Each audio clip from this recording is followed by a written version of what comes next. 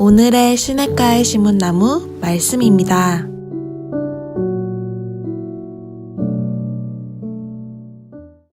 사랑하고 축복합니다. 오늘도 하나님의 말씀 안에서 승리하는 복된 하루가 되시기를 주님의 이름으로 축복합니다. 자, 오늘 요한일서 1장 5절부터 10절까지 말씀을 통해서 우리가 함께 은혜 나누기 원합니다. 자, 요한일서가 총 5장으로 이제 기록되어 있는데 여기에는 좀 5가지 목표가 기록되어 있습니다. 첫째는 하나님을 통해서 참다운 사귐이 무엇인가에 대해서 말씀하고 있고요. 또한 그 사귐을 통한 진정한 그리스도인의 기쁨의 삶이 무엇인지를 성경은 말씀하고 있습니다.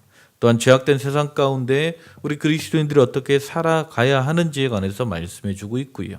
또 이 거짓된 가르침의 오류 가운데서 우리가 어떻게 벗어날 수 있는지에 대해서 말씀하고 있습니다. 그리고 가장 중요한 것은 어제도 같이 나누었듯이 우리 신앙에 있어서 구원에 있어서 우리가 어떻게 확신을 가지고 살아갈 수 있는가에 대해서 오늘 요한일서 말씀은 우리에게 전하고 있습니다.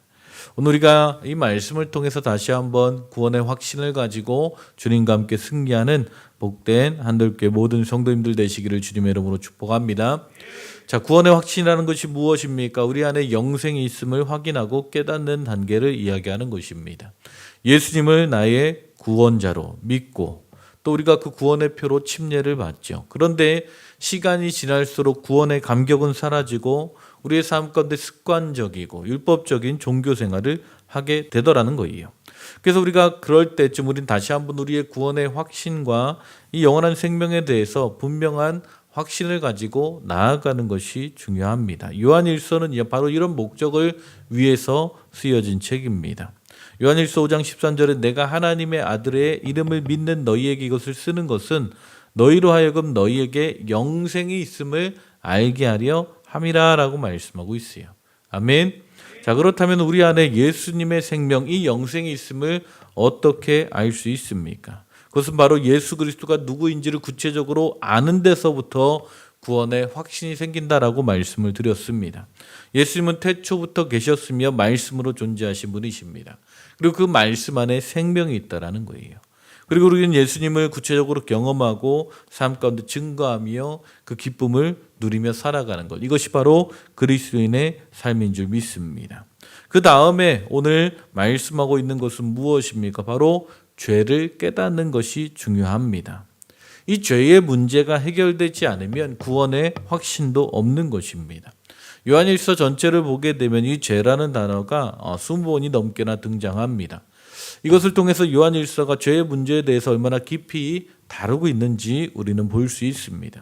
우리가 예수 믿는다고 하면서 이 죄의 문제를 제대로 해결하지 않는 사람에게는 구원의 확신이 희미하거나 없을 수 있는 것입니다. 이 죄의 문제를 성경적으로 해결하지 아니하면 계속해서 그리스도를 증거하고 싶은 그 의욕이 사라지게 되는 것이죠. 이런 삶이 계속되어지면 어떻게 됩니까? 부정적인 생각과 죄로 인해서 우리 신앙의 기쁨은 잃어버리게 되는 것이죠. 언뜻 보면 객관적으로는 좋아 보입니다. 부족함이 없어 보입니다. 그런데 기쁨이 없는 것입니다. 신앙생활에 공허함이 있습니다. 의미가 없습니다. 왜요? 이 사람 속에 기쁨이 사라졌기 때문입니다. 우리가 이 죄의 문제를 근본적으로 해결하지 않고는 이 구원의 확신에 대해서 이 구원을 누리며 살아가는 이 성화의 삶을 살아갈 수 없는 것이죠. 자, 그렇다면 죄는 무엇입니까? 죄는 사단으로부터 오는 것입니다. 이 죄는 어둠 안에서 잉태되고 싹트고 장성하는 것입니다. 그리고 이 죄의 결과는 절망과 죽음이다라고 말씀하고 있습니다. 죄가 있는 곳에는 반드시 어둠이 있습니다. 그리고 어둠이 있는 곳에는 빛과 생명이 감추어져 있는 것입니다. 사람들이 빛을 좋아한다고 이야기하지만 실제로 어두움을 더 사랑하는 것이 인간의 본성입니다. 그리고 그 죄의 결과는 죽음이다라고 성경은 말씀하고 있죠. 그래서 겉으로는 죄짓지 않는 것 같고 도덕적으로 허물 없어 보이는 것 같지만 하나님 앞에서 그 사람은 죽어 있는 것과 같은 것입니다. 죄 있는 사람은요, 죄가 있는 사람은 빛을 싫어합니다. 왜요? 자신의 죄가 드러나기 때문입니다.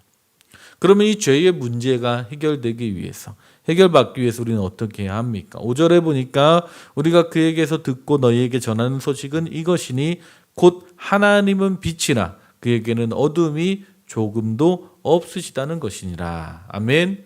하나님은 빛이요 사랑이십니다.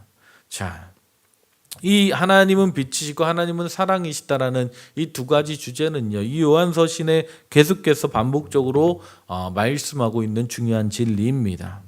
자, 그런데 사랑보다 빛이 먼저 앞에 등장합니다. 빛이 있기에 사랑이 존재하는 것입니다. 자, 하나님이 빛이시다라는 말씀은 무엇을 의미합니까? 하나님 안에는 조금도 어두움이 없다라는 것을 의미합니다. 빛은요, 어두운 구석을 밝히는 것이 빛의 능력입니다. 태양이 있기 전에 빛이 먼저 있었습니다. 또한 빛이 있는 곳에 영광이 있는 것입니다. 아멘. 중세 때 그림을 보게 되면 사람 머리에 후광을 넣죠. 그것이 바로 하나님의 빛이 임한 것을 그렇게 그림으로 표현한 것입니다. 빛이 비추면 어떻게 됩니까? 모든 것이 드러나는 것입니다. 빛이 있는 곳에 영광이 있고 거룩이 있고 순결함이 있고 진리가 있는 것입니다. 빛의 역할 중에 가장 중요한 것은 어둠과 죄를 순식간에 몰아내는 것이죠. 작은 촛불 하나가 칠흑과 같은 어둠을 몰아내는 것처럼 이것이 바로 빛 대신 하나님의 능력인 줄 믿습니다. 이렇게 하나님은 우리의 빛이 되어 주신다라는 거예요. 우리 안에 하나님을 모셨다라는 것은 어두운 우리 인생을 밝게 비춰주시는 빛이 오셨다라는 것입니다. 그래서 빛 대신 하나님이 우리 안에 들어오시면 죄악의 어둠 가운데 있던 우리가 빛의 인생으로 변화되는 것입니다. 그리고 이 빛을 경험할 때 우리는 구원의 확신과 감격과 기쁨을 누리며 살아가게 될 줄 믿습니다. 그런데 6절에 보니까 만일 우리가 하나님과 사귐이 있다 하고 어둠에 행하면 거짓말하고 진리를 행하지 아니하는 것과 같다라고 말씀하고 있습니다. 자, 이 말씀은요, 예수님을 모르는 사람, 교회 다니지 않는 사람, 어둠 속에 있는 사람을 이야기하는 것이 아닙니다. 믿는 자들에게 주시는 하나님의 말씀입니다. 자, 하나님과 사귐이 있다고 하면서 계속해서 죄 안에 거한다면 이것은 잘못된 신앙이라는 것입니다. 자, 그러면 어두움 가운데 산다라는 것은 무엇을 의미합니까? 이율배반적인 삶이죠. 이중적인 사람을 경계하며 주신 말씀입니다. 교회에서는 신실한 신앙인으로 살다가 세상에서는 모든 악한 일을 행하고 하나님의 말씀과 반대되는 삶을 살아가는 것이죠. 성경은 이런 사람을 가리켜 거짓말하는 사람이며 진리가 없는 사람임을 말씀하고 있습니다. 여러분, 마귀는 거짓말을 잘합니다. 특히 진리의 탈을 쓰고 아무렇지 않게 거짓말을 합니다. 우리는 그 유혹 가운데 수시로 넘어가는 것이죠. 그럼 빛 가운데 사는 사람은 어떤 사람이니까 7절에 보니까 그가 빛 가운데 계신 것 같이 우리도 빛 가운데 행하면 우리가 서로 사귐이 있고 그 아들 예수의 피가 우리의 모든 죄에서 깨끗하게 하실 것이요. 아멘. 빛 가운데 사는 사람에게는 사귐이 있습니다. 그리고 빛 가운데 사는 사람은 예수의 피로 깨끗게 되는 것입니다. 아멘. 하나님은 빛이시고 이 빛 안에 사는 사람은 예수님과 아름다운 사귐을 누리며 살아가게 된다는 거예요. 뿐만 아니라 이 세상 사람들과도 아름다운 관계를 이루며 살아가게 되는 것입니다. 그리스도와 연합하는 것, 이것이 진정한 사귐인 줄 믿습니다. 이 사귐을 통해서 우리는 참된 기쁨을 누리며 살아가게 되는 것입니다. 자, 그런데 우리가 분명히 기억해야 될 것은 빛 가운데 있다고 해서 죄를 전혀 짓지 않는 것은 아닙니다. 우리 모두 허물 많은 사람입니다. 우리 누구도 다 온전한 사람은 없습니다. 이 교회는 완전한 사람들이 모인 것이 아니라 불완전한 사람들이 모인 곳입니다. 죄인들이 모인 곳입니다. 성숙한 교인들도 있지만 미성숙한 교인들이 훨씬 더 많이 있습니다. 그래서 서로 성숙해가는 과정 가운데 있기 때문에 때때로 불편한 일들이 생깁니다. 교회처럼 복잡하고 시끄러운 것도 없을 것입니다. 하지만 여기서 우리는 분명한 구원의 메시지를 발견해야 합니다. 빛 가운데 사는 사람은요, 온전한 사람이 아니라 자기의 허물과 죄를 예수 그리스도의 보혈로 씻음 받은 사람인 것입니다. 아멘. 이것을 분명히 기억하시기 바랍니다. 죄를 짓는 것보다 더 나쁜 것은요, 회개하지 않는 것입니다. 우리는 죄인이요 허물 많은 존재입니다. 그런 우리가 예수 그리스도로 인해서 날마다 깨끗해지고 죄 씻음을 받는 것입니다. 그래서 빛의 자녀라는 것은요, 회개하는 자요, 예수 그리스도의 보혈을 믿는 자고 예수 그리스도의 보혈을 체험하며 우리 안에 죄가 씻기는 그 놀라운 경험을, 은혜를 경험한 사람들, 그들이 바로 하나님의 자녀인 줄 믿습니다. 아멘. 죄가 씻겨도 또 죄를 짓는 것이 인간입니다. 그럼에도 불구하고 우리는 계속해서 회개하고 성화의 삶으로 나아가야 하는 것입니다. 아멘. 우리가 이 죄에서 벗어나 빛 가운데 살기 위해서 이 죄가 무엇인지를 분명히 알아야 되는 것이죠. 죄에 대해 올바른 태도를 갖는 것이 죄로부터 승리하는 비결인 줄 믿습니다. 8절에 보니까 만일 우리가 죄 없다 말하고 스스로 속이고 또한 진리가 우리 속에 있지 아니할 것이다 라고 말씀하고 있습니다. 자, 어떤 사람은요 죄를 인정하지 않으려고 합니다. 어떤 사람은 죄를 가볍게 여깁니다. 대부분의 사람들 인간의 본성이 착하다라고 믿습니다. 죄를 짓는 이유, 악해지는 이유, 환경의 문제다라고 이야기합니다. 다른 사람은 죄 지을지 몰라도 최소한 나는 윤리적으로 완벽한 삶을 살았다라고 생각할 수도 있습니다.